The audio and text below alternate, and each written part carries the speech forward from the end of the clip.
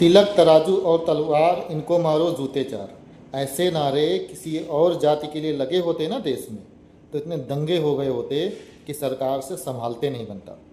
आप यकीन माने, इस पूरी कंट्री में आप मानिए स्वर्ण समाज ऐसा समाज है जो कि ना बिना वजह किसी से उलझता है, ना बिना वजह किसी दंगे में पड़ता है, और ना बिना वजह किसी को परेशान करता है। सबसे पोलाइट जो समाज है वो स्वर्ण समाज है, ऐसा मेरा मानना है।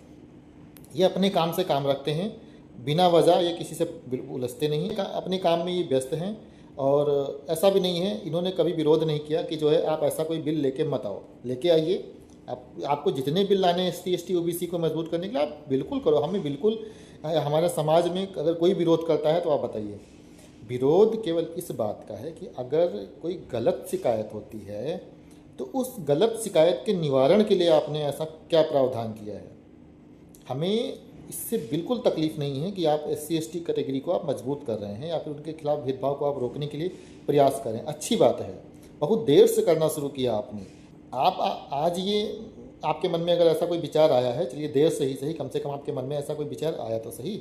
लेकिन बस हमारा कहने का मतलब ये है कि अगर कोई गलत शिकायत कर रहा है, SC ST कैटेगरी का कोई छात्र जो है इस नियम का मिसयूज़ करना चाहेगा तो ईजिली कर लेगा, क्योंकि इस नियम के प्रोटेक्शन में अगर कोई गलत शिकायत कर रहा है तो सरकार ने ऐसा कोई प्रावधान नहीं किया है जितना मैंने अभी तक पढ़ा है।